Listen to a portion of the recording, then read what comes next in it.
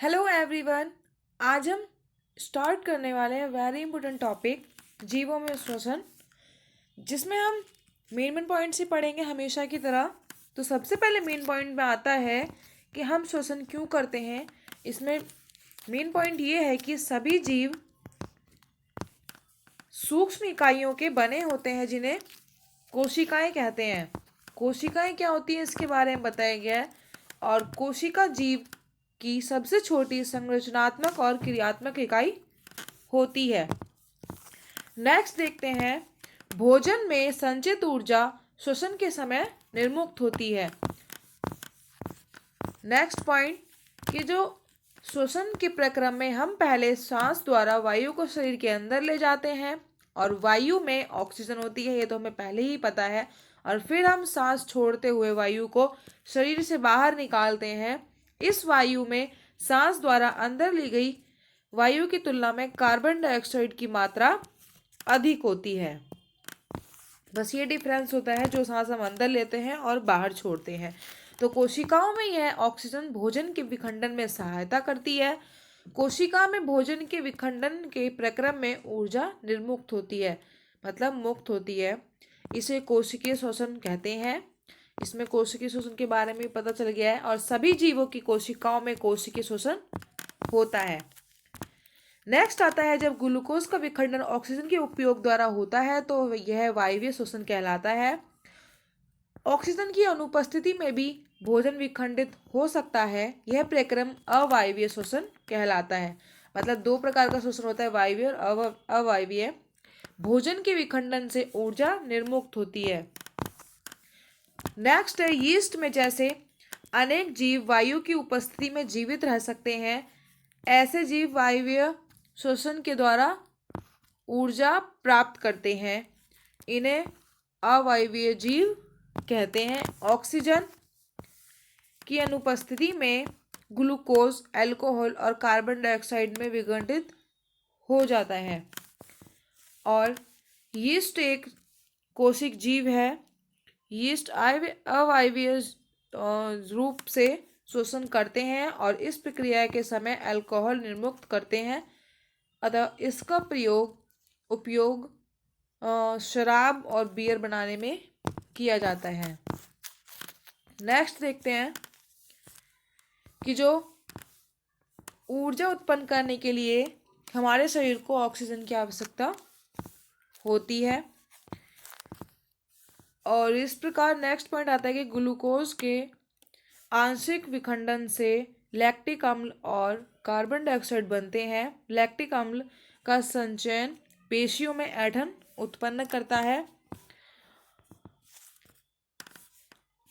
Oxygen की आपूर्ति बढ़ जाने से लैक्टिक अम्ल का कार्बन डाइऑक्साइड और जल में विखंडन हो जाता है।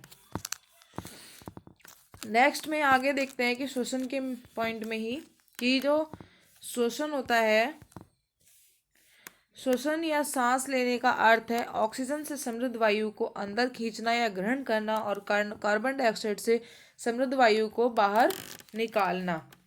ऑक्सीजन से समृद्ध वायु शरीर के अंदर अंतःश्वसन और कार्बन डाइऑक्साइड से समृद्ध वायु को बाहर निकालना उच्छ्वसन कहलाता है।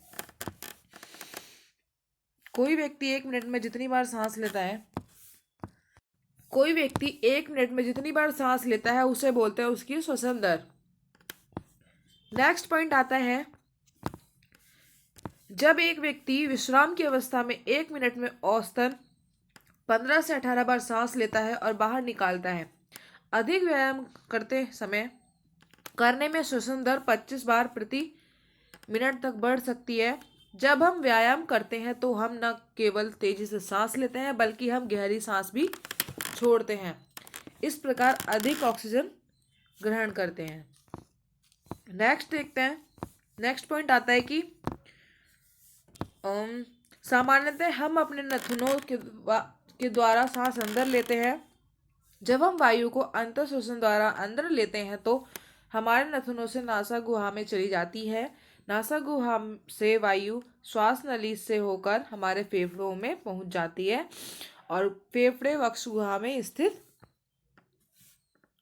पहुंच जाती है।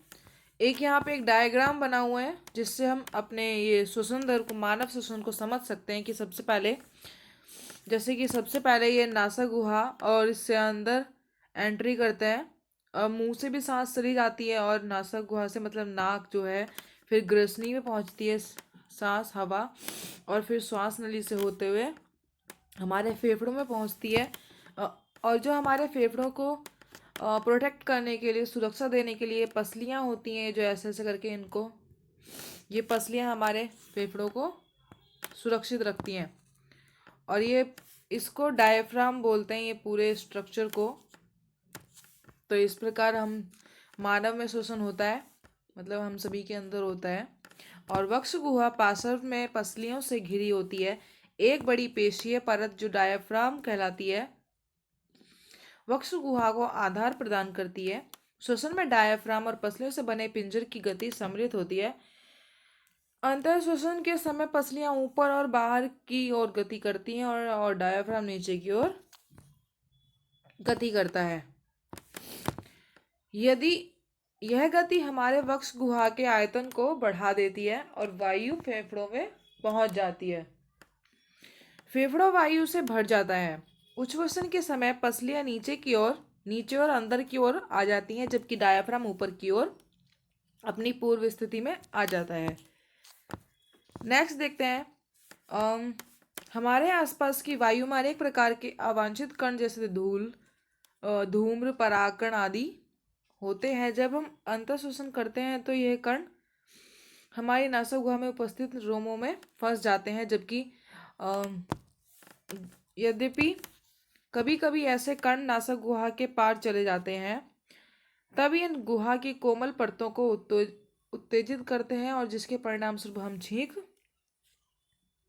हमें छींक आती है। छींकने से अवांछित कण वायु के साथ बाहर निकल जाते हैं। इस प्रकार केवल स्वच्छ वायु ही हमारे शरीर में प्रवेश करती है। तो ये रीज़न हो गया कि हमें छींक क्यों आती है धूल भरी जगह पर। ये अंतःश्वसन और उच्छ्वसन को समझाया गया है कि कैसे कैसे होता है। इस इमेज को देखकर हम समझ सकते हैं। नेक्स्ट पॉइंट आता है कि जो धूम्रपान फेफड़ों को क्षति पहुंचाता है, और धूम्रपान कैंसर से भी संबंध है। और नेक्स्ट देखते हैं कि बेहतर जीवन के लिए श्वास, मतलब नियमित परंपरागत श्वसन व्यायाम से हमारे फेफड़ों के में वायु को अंदर लेने की क्षमता को बढ़ाता है। इस प्रकार हमारे शरीर की कोशिकाओं को ज़्यादा ऑक्सीजन की आपूर्ति होती है, जिसके फलस्वरूप ऊर्जा उत्पन्न होती है। नेक्स्ट आता है कि जब अंतःश्वसित और उच्छ्वसित वायु में ऑक्सीजन और कार्बन डाइऑक्साइड का प्रतिशत कितना होता है। जब हम वायु अंदर लेते हैं तो 21% हमारा ऑक्सीजन होता है और 0.04% कार्बन डाइऑक्साइड होती है। और फिर जब हम सांस बाहर निकालते हैं तो फिर 16.4% ऑक्सीजन होती है, और फिर 4.4% कार्बन डाइऑक्साइड उसमें होती है श्वास में। और फिर नेक्स्ट देखते हैं कि जब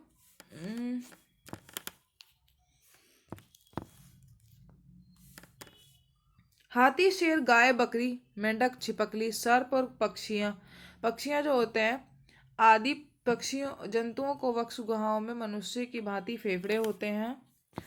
और जो कॉकरोच होता है, कॉकरोच के अंदर शरीर के पार्श्व भाग में छोटे छोटे छिद्र होते हैं। अन्य कीटों के शरीर में भी इस प्रकार के छिद्र होते हैं। ये छिद्र श्वास रंध्र कहलाते हैं। कीटों में गैस के विनिमय के लिए वायु नलियों का जाल बिछा होता है, जो श्वास प्रणाल या फिर वातक कहलाते हैं, जिसमें कॉकरोच की इमेज दिखाई गई है। और श्वास प्रणाल कहाँ होते हैं, यहाँ ये यहाँ पे दिखाए गए हैं, ये श्वास प्रणाल है। नेक्स्ट देखते हैं कि जो श्वासनल अथवा श्वास प्रणाल केवल कीटों में ही पाए जाते हैं। अब केंचुए के बारे में जानते हैं। केंचुआ अपनी त्वचा से श्वसन करता है, जबकि त्वचा स्पर्श करने पर आर्द्र और श्लेष्मीय प्रतीत होती है। इनमें से गैसों का आवागमन आसानी से हो जाता है। मेंढक में मनुष्य की भांति फेफड़े होते, तथापि वे अपनी त्वचा से भी श्वसन करते हैं। नेक्स्ट देखते हैं कि जल में श्वसन कैसे होता है। मछलियों में क्लोम या गिल पाए जाते हैं। क्लोम जल में घुली ऑक्सीजन का उपयोग करने में उनकी सहायता करते हैं। और त्वचा, जो क्लोम होते हैं, क्लोम त्वचा से बाहर की ओर निकले होते हैं। ये क्लोम है, यहाँ पे इमेज में दिखाए गए हैं। और क्लोम में रक्त वाहिनियों की संख्या अधिक होती है जो गैस विनिमय में सहायता करती हैं। पादप में प्रत्येक अंग वायु से स्वतंत्र रूप से ऑक्सीजन ग्रहण करके कार्बन डाइऑक्साइड को निर्मुक्त कर सकते हैं। तो पादपों में इस प्रकार श्वसन होता है। और कार्बन डाइऑक्साइड के विनिमय के लिए सूक्ष्म छिद्र होते हैं जो रंध्र कहलाते हैं। सभी जीवों को अपनी उत्तरजीविता जीवित रहने के लिए हेतु आवश्यक ऊर्जा को उत्पन्न करने के लिए श्वसन करने की आवश्यकता होती है। तो होता है हमारा यहाँ पे चैप्टर खत्म। और तो फिर हम लास्ट में भी एक मेन पॉइंट देख लेते हैं कि हमारे लिए ऑक्सीजन अनिवार्य है, लेकिन जो जीव इसका उपयोग नहीं करते हैं उनके लिए ऑक्सीजन विषाक्त होती है।